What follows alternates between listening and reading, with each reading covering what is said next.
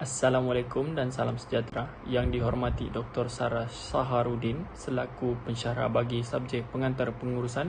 Sebelum memulakan, saya ingin mengenalkan diri saya dahulu. Saya Nuwajri bin Ahmad, nombor metrik 290217 serta ahli kumpulan saya Muhammad Fauzan bin Muhammad Fahimi, Muhammad Amir Roshdi bin Zamri, Muhammad Firdaus bin Zainal dan Muhammad Azim bin Azimi. Untuk pengenalan, Tenaga Nasional Berhad atau lebih dikenali dengan gelaran Tenaga Nasional merupakan salah satu syarikat yang membekalkan tenaga elektrik di seluruh Malaysia, di mana ianya ditubuhkan pada awal tahun 1990 iaitu melalui perswastaan Lembaga Elektrik Negara iaitu LLN, di mana tujuan utama perniagaan ini adalah memberikan kuasa jana elektrik, menghantar serta membahagi ke seluruh Malaysia. Dalam masa yang sama, seperti yang kita tahu, sejarah permulaan elektrik adalah pada penghujung abad ke-20 yang mula diperkenalkan di Tanah Melayu, di mana Tenaga Nasional Berhad merupakan salah satu syarikat yang tersenarai dalam ranking terbesar di Malaysia kerana ianya mempunyai saham yang besar dalam bursa saham di Malaysia. Terdapat hampir 14 buah cawangan yang telah ditubuhkan oleh Tenaga Nasional Malaysia di setiap negeri dan mempunyai 500 stok di seluruh Malaysia. Seterusnya terdapat 2 individu yang telah menjadi tunggak utama dalam membuat satu penjana elektrik iaitu Loke Yew dan Tambo Sami Pillay pada tahun 1894 untuk kegunaan bagi meneruskan usaha lombong mereka. Ini dapat dibuktikan melalui sejarah bahawa mereka adalah sejarah pertama dalam menggunakan pam elektrik untuk kerja-kerja perlombongan di Malaysia. TNB mempunyai tenaga pekerja yang ramai dan boleh dikatakan syarikat terbesar yang menjadi satu sumber yang seluruh sama ada di dalam, luar dan negara. Terdapat sebuah syarikat persendirian yang telah membuat bekalan untuk memberikan kemudahan kepada semua dengan membuat lampu jalan yang tertumpuk di kawasan besar seperti Rawang Selangor. Pada tahun 1895, setahun selepas di mana stesen kereta api di Tanah Semenanjung menerima bekalan elektrik untuk kali pertamanya, telah dibina satu lagi stesen jana kuasa elektrik di sempadan Raub yang dikenali sebagai Hydroelectric, dibina oleh satu syarikat iaitu Raub Australian Gold Mining. TNB memfokuskan ke utara Malaysia apabila negeri Pulau Pinang telah mendapat elektrik apabila stesen jana elektrik yang telah beroperasi 14 Julai 1904 dan hampir 15 pengguna serta 41 lampu jalan yang telah menerima bekalan ini. Sumber ini mula didapati iaitu dari stesen jana elektrik di Prai yang telah dibina oleh Majlis Perbandaran Pulau Pinang dengan menggunakan jalan laut sebagai memasang kabel dasar bawah laut, iaitu tujuan utama untuk menyalurkan tenaga elektrik ke bandar-bandar besar yang terdapat di negeri tersebut. Tenaga Nasional Malaysia adalah pengendali Grid Nasional yang lebih dikenali sebagai satu talian pengantar yang menyalurkan elektrik ke seluruh Malaysia. Sebagai satu contoh, alat yang telah diusahakan oleh TNB adalah kabel dan Swiss Bolton yang sesuai. Untuk alat ini adalah yang terpenting dalam penggunaan elektrik. Adalah pakar dalam seni bina serta pakar dalam rundingan untuk menyelenggara serta membaiki peralatan elektrik dan pakar pengurusan projek. Secara tidak langsung telah memberikan peluang yang luas kepada anak muda dengan mewujudkan Universiti Tenaga Nasional bagi menyediakan pendidikan yang lebih tinggi untuk anak-anak muda yang akan datang.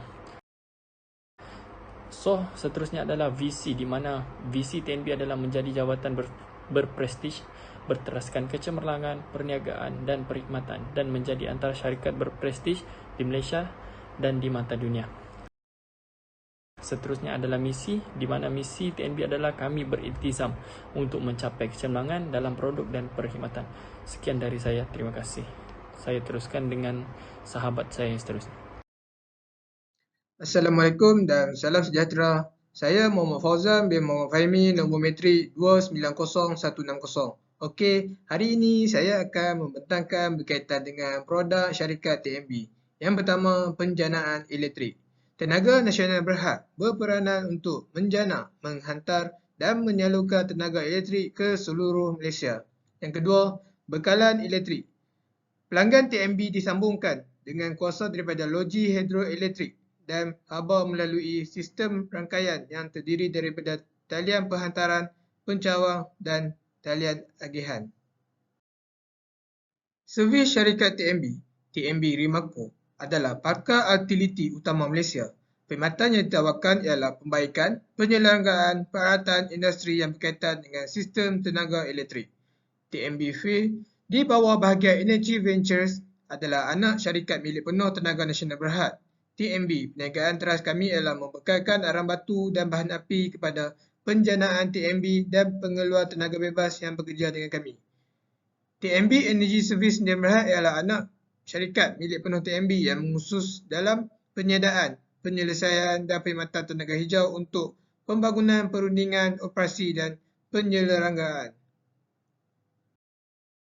Pesaing utama syarikat TMB. Seperti yang sedia maklum, TMB adalah syarikat utama dalam sektor tenaga elektrik di Malaysia. Ia berperanan untuk menjana, menyalurkan dan membahagikan tenaga elektrik di seluruh semenanjung Malaysia. Pada masa sekarang, TMB masih boleh dikatakan sebagai syarikat yang kekal mendominit dalam sektor tenaga elektrik ini. Hal ini terjadi kerana tiada daya saing dari syarikat yang lain. Adalah kerana syarikat baru yang ingin berdaya saing akan memerlukan kepakaran tertentu berkaitan sektor tenaga dan memerlukan perbelanjaan yang sangat tinggi. Sekian, terima kasih. Assalamualaikum dan salam sejahtera. Saya Muhammad Amir Roshidi bin Zamri, nombor metrik 290183. Ingin membentangkan berkenaan trend-trend dan isu-isu terkini tentang Tenaga Nasional Berhad. Okey, seperti yang kita tahu, poin yang pertama adalah penalti oleh Suruhanjaya Tenaga. So, Lembaga Tenaga telah mengeluarkan 36 kompaun berjumlah RM3.6 juta kepada Tenaga Nasional Berhad TNB pada Disember 2019. Menurut Lembaga Tenaga, tindakan itu diambil selepas pihaknya menyiasat aduan bil elektrik yang tinggi pada Mei dan Jun 2019 diterima daripada pengguna lah. Siasatan mendapati syarikat itu gagal mematuhi arahan Lembaga Tenaga mengenai standard prestasi tahap perkhidmatan. Berhubung tarikh akhir penghantaran bil elektrik kepada pengguna, so isu sampai bil lambat. Dalam aspek dan tadbir urus yang lain, TMB telah berjaya memenuhi standard prestasi tahap perkhidmatan terjamin GSL 1 dan akan memasuki fasa terjamin 2 GSL 2 menjelang 2020. Berdasarkan keputusan kegagalan pengambilan, TMB mesti memastikan setiap pengguna menerima bil elektrik tepat pada masanya. Untuk poin yang kedua adalah gangguan perkhidmatan utility. Gangguan perkhidmatan TMB memaklumkan sistem pengambilan mereka tergendala dari 15 hingga 20 Mei 2019 menyebabkan sebilangan pengguna menerima bil yang tinggi. TMB melaporkan sebanyak 5,621 aduan pada April, peningkatan kepada 9,028 aduan pada Mei. Dengan jumlah 14,469 aduan diterima setakat ini. Dari jumlah ini, 11,331 aduan telah berjaya diselesaikan dan 3,318 masih dalam siasatan.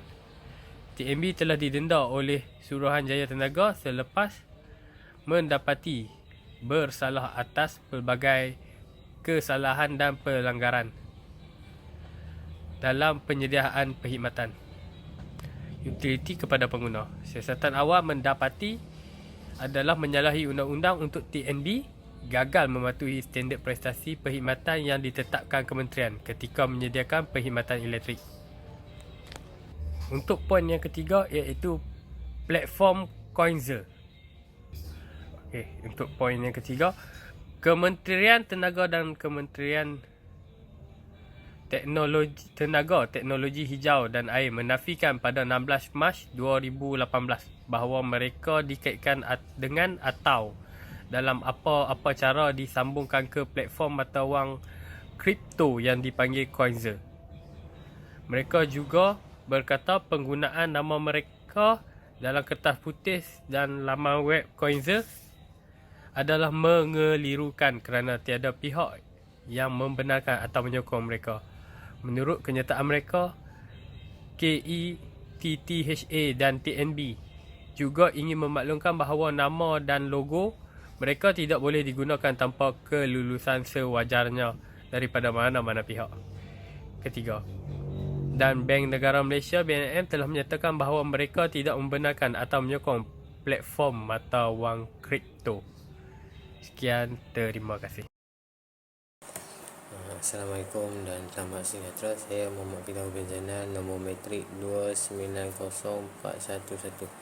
Di sini saya hendak menyampaikan penilaian dari segi kekuatan, kelemahan, peluang dan ancaman syarikat dalam Tenaga Nasional Berhad. Tenaga Nasional telah diperkenalkan di Tanah Melayu pada penghujung abad ke-20 dan ianya telah diusahakan oleh dua individu yang penting yang telah memasang satu set penjana elektrik pada tahun 1984. Ia adalah bertujuan untuk mengusahakan aktiviti pelombongan yang telah dijalankan di Tanah Melayu yang dibuat di daerah Rawang, Selangor. Jadi pada tahun 1895, stesen-stesen kereta api di Kuala Lumpur telah mendapat bekalan elektrik yang pertama. Menurut Lembaga Elektrik Negara LLN, pada 1 September 1990, syarikat elektrik telah dikorporatkan menjadi Tenaga Nasional Berhad dengan dimiliki sepenuhnya oleh Kementerian Kewangan Malaysia. Oleh kerana perkembangan ekonomi pesat pada tahun hujung 1980-an, TNB telah merancang untuk meningkatkan kapasiti penjananya tetapi tidak dibenarkan oleh kerajaan. Akhirnya permintaan yang terlalu tinggi oleh tenaga elektrik tanpa kapasiti telah mengakibatkan satu power blackout selama 48 jam di seluruh semenanjung Malaysia pada 29 September 1992. Dasar penswastaan telah diumumkan oleh kerajaan dengan tujuan untuk mengurangkan beban kerajaan dalam aspek kewangan dan pentadbiran. Ianya adalah untuk membaiki kecekapan dan produktiviti serta membantu dalam pertumbuhan ekonomi negara. Assalamualaikum dan salam sejahtera. Saya Muhammad Azim bin Azmi, nombor metrik 290186. Hala tuju serta masa depan syarikat Tenaga Nasional Berhad yang pertama adalah tenaga hijau. Sehingga kini TNB memainkan peranan penting dalam melaksanakan agenda kelestarian yang utuh menerusi pelaburan dalam tenaga hijau di peringkat domestik dan antarabangsa. TNB dan GSPARX turut menyediakan kemudahan pemasangan panel solar dengan kos berpatutan yang berupaya menawarkan lebih penjimatan kepada semua, tidak kira untuk kediaman atau perniagaan. Dengan menawarkan pemasangan panel solar yang lebih mudah seperti ini, GSPARX telah menjadi sebahagian penyumbang kelestarian negara. Kedua, pilihan pintar untuk pengguna.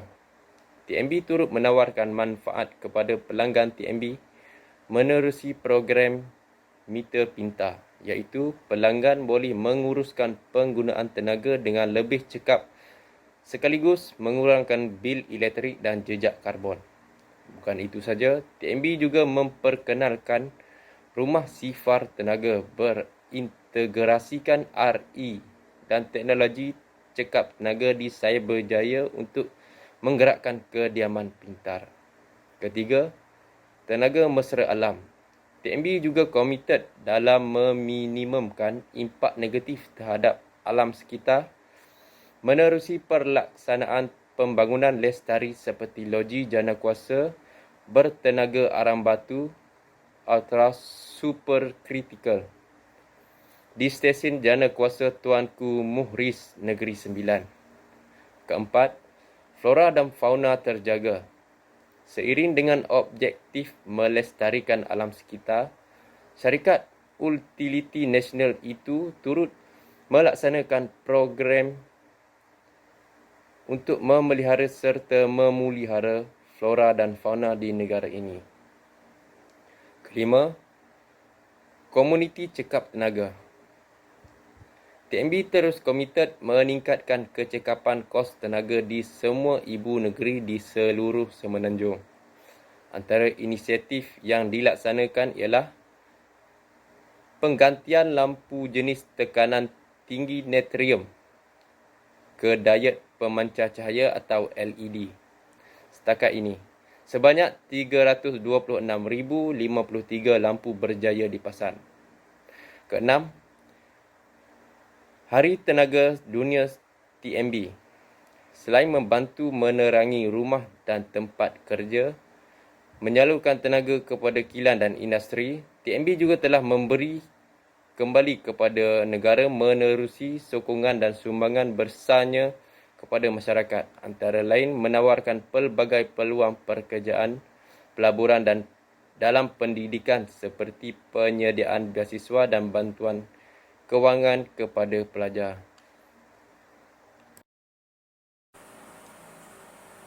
Strategi yang sesuai untuk syarikat tenaga nasional berhad dalam bidang menampakkan bekalan elektrik.